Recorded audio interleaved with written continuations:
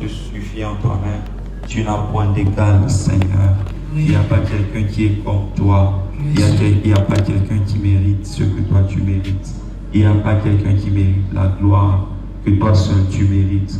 Voilà pourquoi ce matin, nous nous approchons de toi, Seigneur, pour t'élever encore, pour te glorifier, pour nous incliner à tes pieds, et dire que tu es notre source. Seigneur, merci. Merci, Seigneur Dieu. Tu nous as fermés. Tu nous fortifies. Merci, Seigneur. Père, je te bénis ce matin. J'aimerais, Seigneur, te recommander ce moment de la parole entre tes mains. Parle-nous, Seigneur. Parle à ton peuple. Parle à ton serviteur. Écoute. Seigneur, nous voulons recevoir une parole venant de toi ce matin. Que cette parole puisse, oh Dieu, produire la foi et que cette parole puisse accomplir tes objectifs. Bénis ce matin au nom de Jésus-Christ. Amen. Amen. Alléluia. Amen. Est-ce que tu remettez la colère sur ma boca pour ma casse? Est-ce qu'on peut encore acclamer le Seigneur ce matin?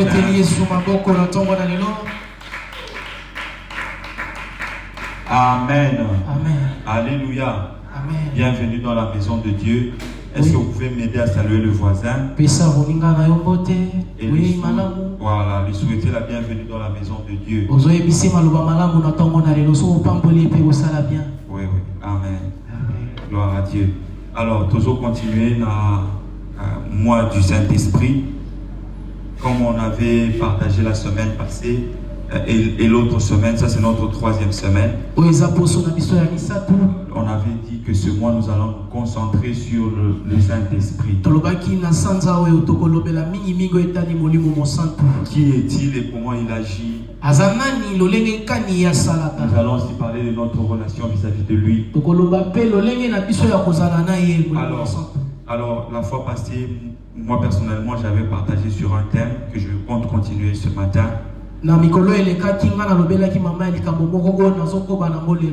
Alors, cette semaine, la pensée se trouve dans Actes des Apôtres. Donc, nous allons ouvrir nos Bibles dans Actes des Apôtres, chapitre 10.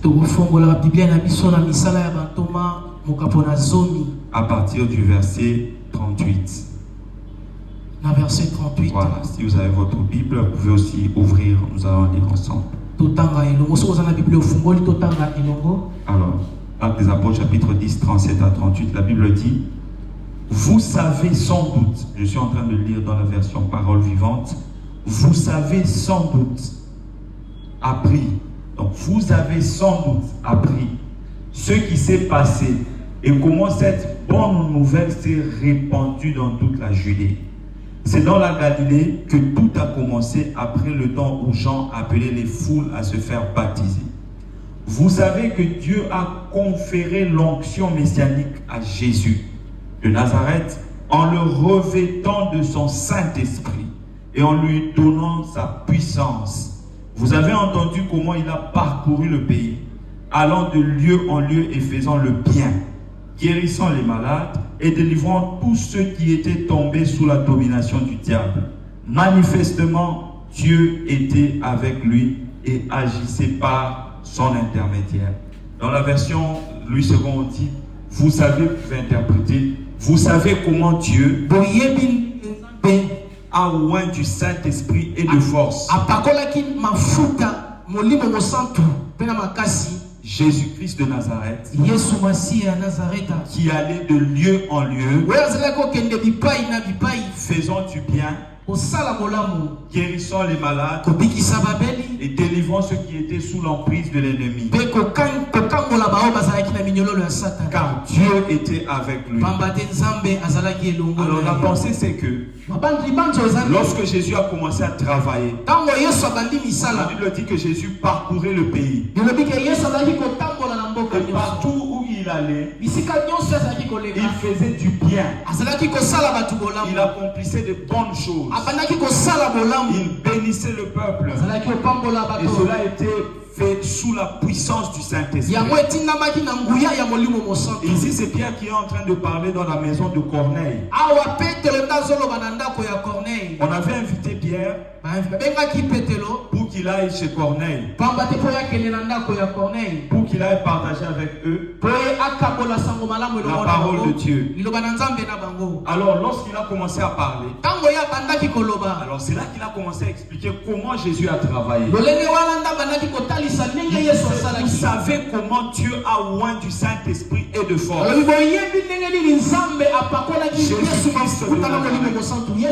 a dit, vous savez comment Jésus-Christ allait de lieu en lieu. Il accomplissait des œuvres. Et cela c'était par le Saint-Esprit.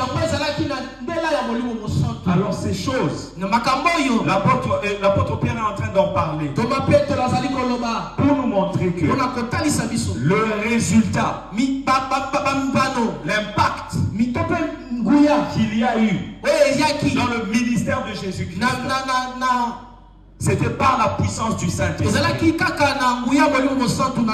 Alors la fois passée, nous avons parlé sur un petit sous-thème et nous allons continuer ce matin. Le sous-thème c'était: avez-vous reçu le Saint-Esprit lorsque vous avez cru? Nous avons trouvé cette phrase dans Actes des Apôtres chapitre 19 de 1 à 7. 1 à 7. Que je vais lire encore ce matin. Et je vous invite aussi à ouvrir la Bible. Nous allons lire ensemble. La Bible dit: ce fut durant ce séjour d'Apollos à Corinthe que Paul, après avoir parcouru la région montagneuse d'Asie mineure, descendit à Éphèse. Il y rencontra un petit groupe de disciples. Au cours de son entretien avec eux, il leur demanda: avez-vous reçu le Saint-Esprit quand vous êtes devenus croyants? Avez-vous reçu le Saint-Esprit lorsque vous avez cru? Ils lui répondirent: nous n'avons même pas entendu dire qu'il y a un Saint-Esprit. Mais alors, quel baptême avez-vous donc reçu? Poursuivit Paul. Celui de Jean-Baptiste, lui répondirent-ils. Oui, reprit Paul. Jean-Baptiste baptisait ceux qui devaient changer de vie. Mais il disait aussi au peuple d'Israël qu'il devait croire en celui qui viendrait après lui, c'est-à-dire Jésus. Après avoir entendu cela, ils se firent baptiser au nom du Seigneur Jésus. Paul leur imposa les mains et le Saint-Esprit descendit sur eux. Ils se mirent à parler dans des langues inconnues, c'est-à-dire dans d'autres langues, et à exprimer ce que Dieu leur inspirait de dire. Dans d'autres versions, on dit: et à prophétiser. Il y avait environ 12 hommes. Alléluia. Amen. Alléluia. Amen. La Bible nous dit que Paul est arrivé à Éphèse. Pendant ce temps, il a trouvé à Éphèse qu'il y avait des disciples, quelques disciples. Alors ces disciples-là, c'était des gens qui étaient dans le mouvement, mais leur foi posait quelques petits problèmes. Si bien que cela a amené l'apôtre Paul à leur poser la question. L'apôtre Paul leur a demandé: est-ce que vous avez reçu le Saint-Esprit lorsque vous avez cru? C'est la même question que je te pose ce matin.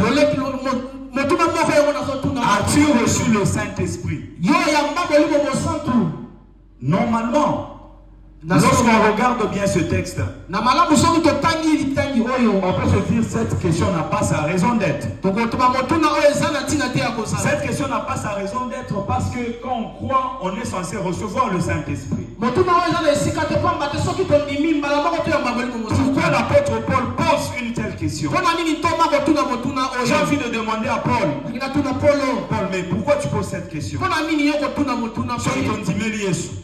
Et là, qui c'est qu'il faut alors, il y a quelques petits problèmes qui se posaient dans la foi de ces personnes. Alors, la fois passée, nous avons dit, avant d'attaquer ce texte, nous avions voulu poser 7 bases dont nous avions posé seulement 4 la fois passée. Alors, la première base, nous avions dit: le Saint-Esprit est Dieu et il est une personne. Deuxième point, nous avions dit: c'est l'Esprit qui convainc le païen du péché et qui l'amène à la conversion. Troisième, nous avions dit l'esprit a été donné aux enfants de Dieu pour les aider à bien vivre la vie chrétienne. L'esprit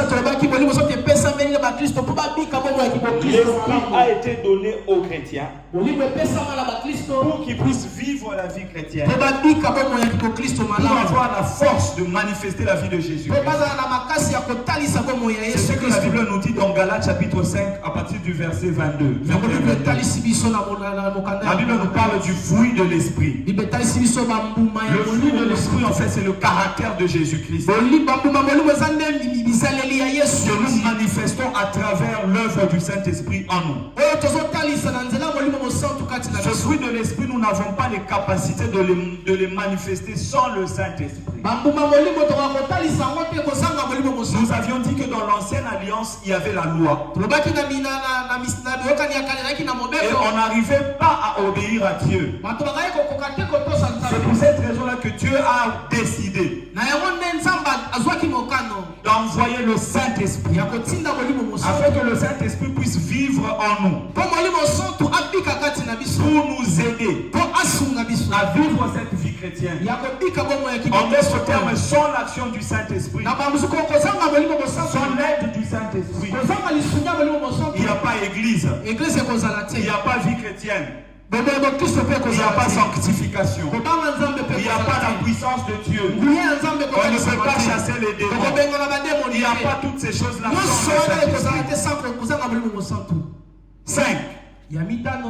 Le Saint-Esprit nous enseigne et nous rappelle la parole de Dieu. Le Seigneur Jésus a dit aux disciples, lorsque le Saint-Esprit viendra, il vous rappellera tout ce que je vous ai dit. Le Saint-Esprit nous enseigne, mais le Saint-Esprit nous explique aussi. Lorsque nous lisons la parole de Dieu, le Saint-Esprit nous aide à comprendre la parole de Dieu. Nous aide à comprendre ce que nous lisons. Il est à côté de nous pour souffler à notre oreille, pour nous aider à mieux nous retrouver dans la Bible. Mais le Saint-Esprit nous rappelle aussi. Le Saint-Esprit te rappelle la parole dont tu as besoin à chaque moment. Bien aimé, dans la parole de Dieu, on parle de la parole Logos et la parole Rhéma. La parole Logos, c'est les Écritures. C'est-à-dire toute la Bible. Mais la parole Rhéma, c'est toujours la parole, mais que le Saint-Esprit te donne pour le moment que tu traverses. Le Seigneur Jésus veut dire à ses disciples, à chaque instant de ta vie, à chaque étape, le Saint-Esprit va puiser en toi dans tout ce que tu as déjà lu, dans tout ce que tu as déjà entendu. Il va te rappeler un texte qui va t'aider à sortir de cette situation, qui va te fortifier dans cette situation. Je suis sûr que tu as déjà vécu ça. Il y a des moments de ta vie, tu t'es retrouvé dans une situation, mais tu as senti que l'Iloba Moko est matin à monter. La parole de Dieu est montée en toi pour te fortifier. Je te rappelle que c'est l'action du Saint-Esprit qui est en train de te rappeler. Jésus a dit ceci: vous avez entendu déjà ma parole, mais quand le Saint-Esprit va venir, il va vous rappeler. Il va vous rappeler. Quand vous lisez la Bible, vous aurez l'impression que chaque jour que vous lisez, c'est comme si vous n'ajoutez pas, c'est comme si mais en réalité tu n'oublies pas. J'aimerais t'encourager à continuer à lire, parce qu'il arrivera un moment où le texte que tu as lu il y a 3 mois, le Saint-Esprit va te rappeler. Alors dans cela, toi tu as une responsabilité, c'est de continuer à emmagasiner, parce que quand le Saint-Esprit va te rappeler, il va prendre dans ce que tu as déjà. C'est très difficile que le Saint-Esprit te rappelle ce que tu n'as jamais lu, ce que tu n'as jamais entendu. Il va te rappeler ce que tu tu as déjà lu. Donc tu as la responsabilité de lire et d'entendre. Le Saint-Esprit va puiser dans la Bible une parole spécifique pour toi. 6. L'Esprit nous donne la puissance de témoigner de Jésus-Christ et de le servir. Le Saint-Esprit va te donner la force de marcher, de parler de Jésus. Si tu sens que tu as des difficultés à parler de Jésus, il y a des gens qui critiquent Jésus autour de toi. Il y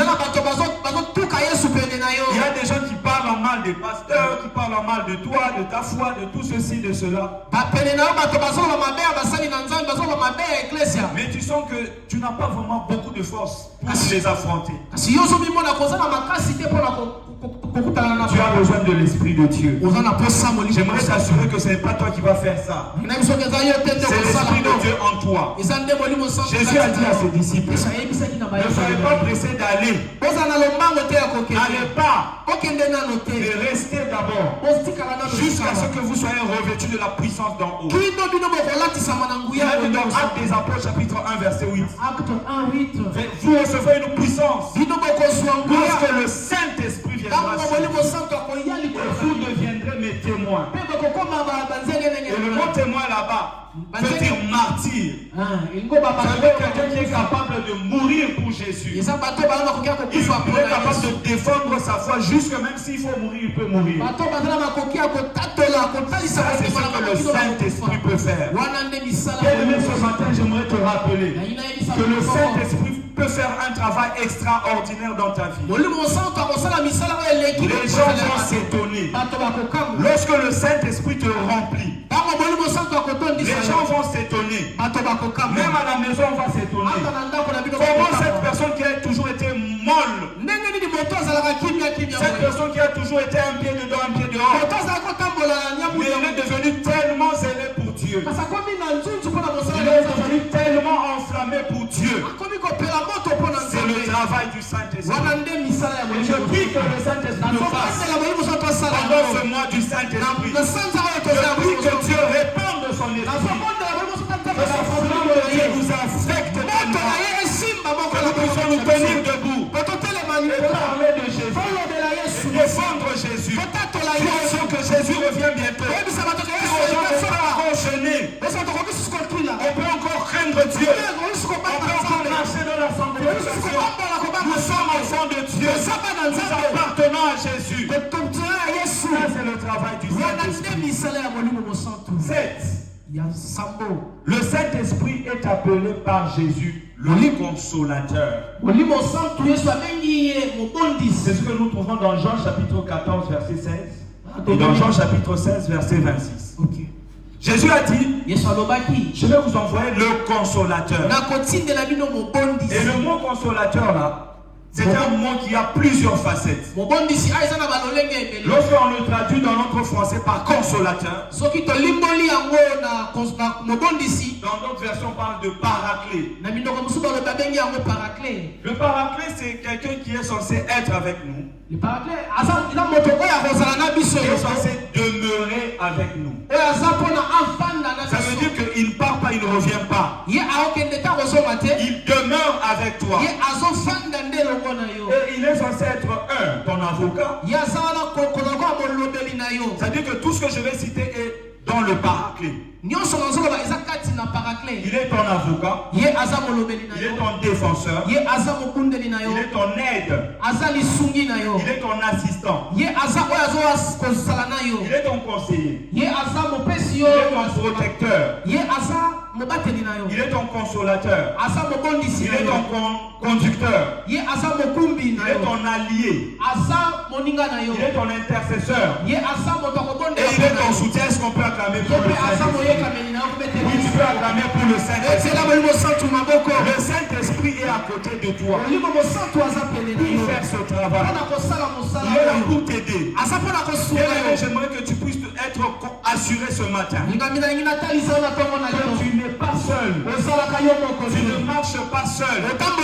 Tu ne fais pas face à tes défis seul. Le Saint-Esprit est avec toi. Lorsqu'on vient t'attaquer la nuit, le Saint-Esprit est avec toi. À partir d'aujourd'hui, cesse d'avoir peur. Tu as la responsabilité de te tenir debout et de parler. Il y a plusieurs années en arrière,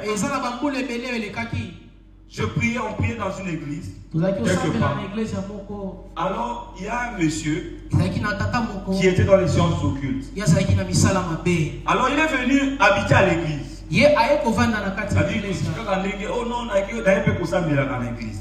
Alors il dormait à l'église, moi aussi, en ce moment-là, je dormais aussi à l'église. Moi, j'avais un programme de prière à l'église. Le matin, j'étais à la maison, j'allais au travail et le soir, je rentrais dormir à l'église. Alors, j'ai passé beaucoup de jours, beaucoup de nuits, je dormais à l'église. Alors il y a un moment, j'ai commencé un peu à voir, je dis, moi, le Saint-Esprit m'a fait parler que ce monsieur ici, il est. Et puis après, les gens ont confirmé, on a parlé de lui. Alors, il restait juste de trouver un moyen de le faire partir. Mais je commençais un peu à avoir peur. Ce monsieur ici, peut-être.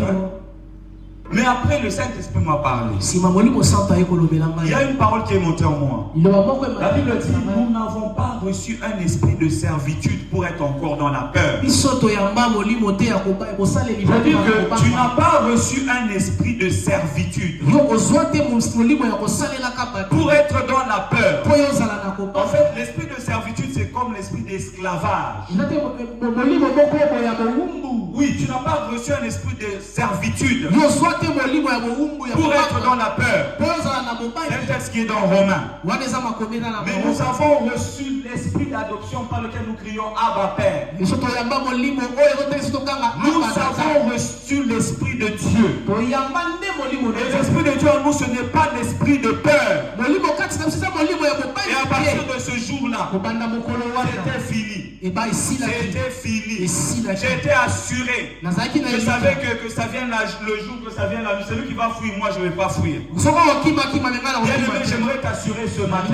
Sois assuré que l'esprit de Dieu est avec toi. Quel que soit le moment que tu traverses, quelles que soient les difficultés par lesquelles tu passes, quelles que soient les difficultés par lesquelles tu passes, sois assuré que l'esprit de Dieu est avec toi. Et cesse d'avoir peur. Alléluia. Alléluia. Alors nous entrons dans Actes des Apôtres chapitre 19, 1 à 7. Là-bas, l'apôtre Paul a trouvé 12 disciples. Luc les appelle les disciples. Et là nous sommes dans le 3e voyage missionnaire de Paul. Et nous sommes à Éphèse exactement. Alors, ces personnes, ils étaient des disciples, mais en réalité, lorsque nous lisons le texte, nous comprenons que ce n'étaient pas des disciples de Jésus, c'était des disciples de Jean-Baptiste.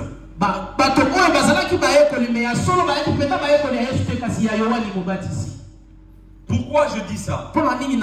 Et bien sûr, c'est confirmé aussi par les notes de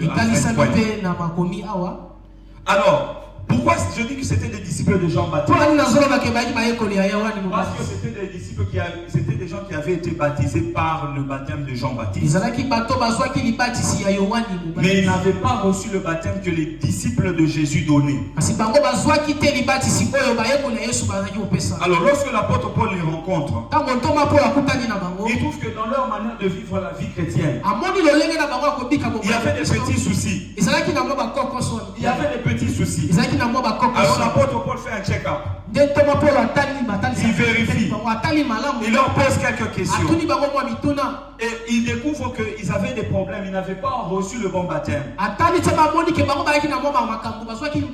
Cela ne veut pas dire que le baptême de Jean était un mauvais baptême. Non. Non. Le baptême de Jean, c'était le baptême des personnes qui se préparaient à recevoir le Messie. Des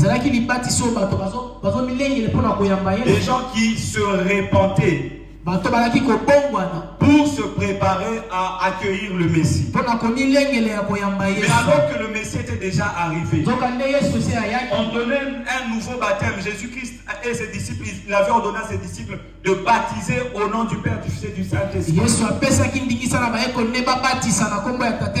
eux ne connaissaient pas tout ça, ils n'avaient pas vécu cela. Tout ce qu'ils savaient, c'était le baptême de Jean. Alors ainsi l'apôtre Paul leur pose la question. Est-ce que vous avez reçu le Saint-Esprit? Alors on comprend que ces personnes, premièrement, ils avaient un problème de conversion. Pourquoi je dis qu'ils avaient un problème de conversion? Ils étaient convertis mais pas bien, pas de la bonne manière.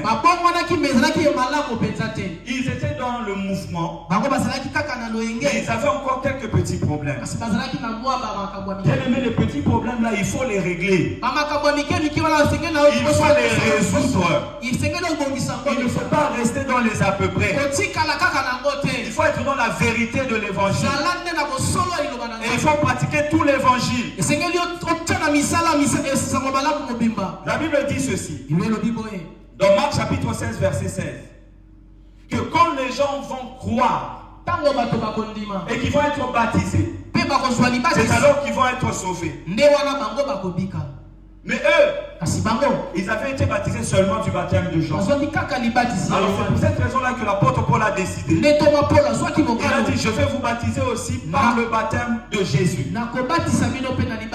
Et après qu'ils aient été baptisés, l'apôtre Paul va leur imposer les mains. Et ils vont être remplis du Saint-Esprit. Et ils vont commencer à prophétiser. Alors ce matin, j'aimerais dire une chose.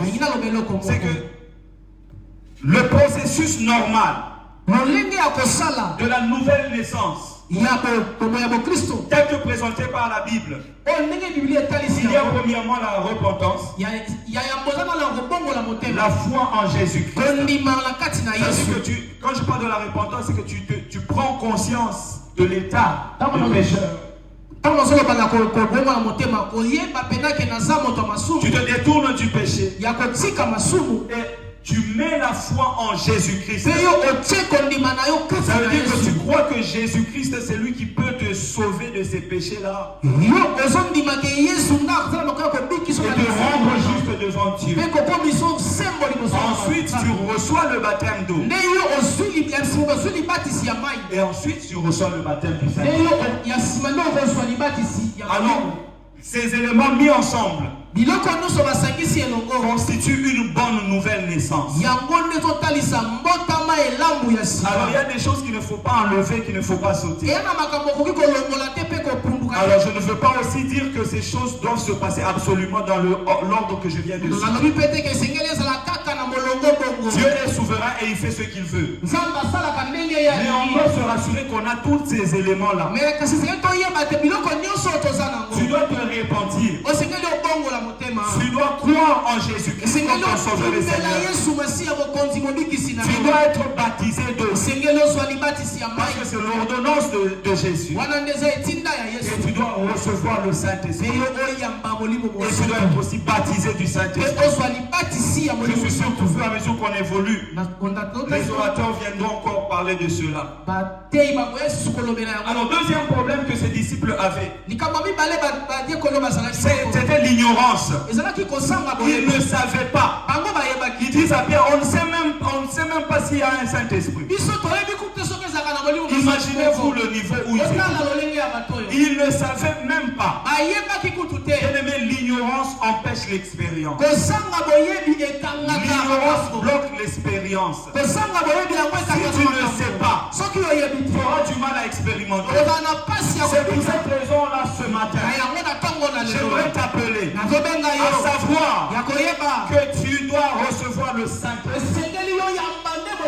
Mais si tu l'as déjà reçu, j'aimerais te rappeler que le Saint-Esprit demeure avec toi pour t'aider dans chaque défi de ta vie. Tu ne dois pas être dans l'ignorance. L'apôtre Paul nous dit ceci. Pour ce qui concerne les dons spirituels, je ne veux pas que vous puissiez être dans l'ignorance. Je dis, ne soyez pas dans l'ignorance. Vous devez savoir. Pierre aussi a dit ceci. Cette promesse est pour vous. Et pour tous ceux-là qui vont croire. Quel que soit le nom où ils vont croire. Alors tu dois savoir que la promesse d'être revêtu, d'être rempli de l'Esprit de Dieu, c'est aussi pour toi. Tu es bénéficiaire. Ce matin, quand tu vas rentrer à la maison, quand tu vas aller au travail, chaque jour quand tu vas continuer à vivre, tu dois savoir que la promesse du Saint-Esprit est aussi pour toi. Le Saint-Esprit a été envoyé pour demeurer avec toi, pour t'aider à lire la Bible, pour t'aider à prier, pour t'aider quand tu es fatigué. Le Saint-Esprit est là pour te fortifier. Quand tu es bloqué, le Saint-Esprit est là pour débloquer la situation. Le Saint-Esprit est avec toi. Tu ne dois pas ignorer. Tu dois le savoir. Tu as droit au Saint-Esprit. Lorsque le Saint-Esprit est avec toi, tout ce que le Saint-Esprit peut faire, il peut le faire avec toi. Parce que le don spirituel, par exemple, on les appelle les manifestations de l'Esprit. L'apôtre Paul a dit, pour ce qui concerne les manifestations du Saint-Esprit, je ne veux pas que vous soyez dans l'ignorance. Lorsque le Saint-Esprit se manifeste, ça veut dire qu'il est présent. Puisqu'il se manifeste, il doit être présent. S'il est présent, il peut se manifester. Puisque le Saint-Esprit est en toi, il peut se manifester. Et tu es un candidat pour la manifestation de l'Esprit de Dieu. Si on peut se tenir debout et acclamer le Seigneur ce matin, nous allons prier. On se tient debout, on va prier. Alors est-ce que tu peux parler à Dieu ce matin? Je ne sais pas ce que Dieu t'a dit, mais je vais te donner quelques petits sujets. Premièrement, tu vas prier pour dire à l'Esprit de Dieu, je ne veux pas être dans l'ignorance. Je veux être conscient. Est-ce qu'on peut commencer à prier au nom de Jésus? Là où tu es, tu vas parler à Dieu. Parle à Dieu ce matin. Dis à Dieu, Dieu, je veux être conscient que tu es là et que tu es là pour moi, que tu es là pour m'aider, que je suis un instrument. Je peux être utilisé par toi. Seigneur, merci, oh Dieu, pour ta parole ce matin. Merci pour le Saint-Esprit que tu as envoyé dans la vie de ton peuple. Merci, Seigneur, pour ceux-là, oh Dieu, qui sont venus ce matin, qui ont entendu ta parole. Est-ce qu'on peut parler à Dieu ce matin? Je te donne encore quelques 2-3 minutes. Est-ce que tu peux parler à Dieu? Est-ce que tu peux parler au Seigneur? Oui, parle à Dieu, parle à Dieu, parle à Dieu. Au nom de Jésus, merci Saint-Esprit. Merci pour ta parole ce matin. Saint-Esprit, agis dans la vie de ton peuple. Saint-Esprit, fortifie quelqu'un ce matin. Fortifie quelqu'un qui se sent fatigué, qui se sent affaibli. Fortifie quelqu'un qui se sent abattu au nom de Jésus. Saint-Esprit, fortifie. Saint-Esprit, fortifie au nom de Jésus. Accomplis ton œuvre dans la vie de ton peuple au nom de Jésus-Christ. Seigneur, merci pour ce matin. Merci pour ta parole, ô Dieu. Merci, Seigneur, nous avons parlé de toi. Oui, Seigneur, tu n'envoies pas ta parole en vain. Seigneur, je sais que tu vas le faire. Je sais que tu vas continuer ton travail au nom de Jésus. Tu es fidèle à ta parole.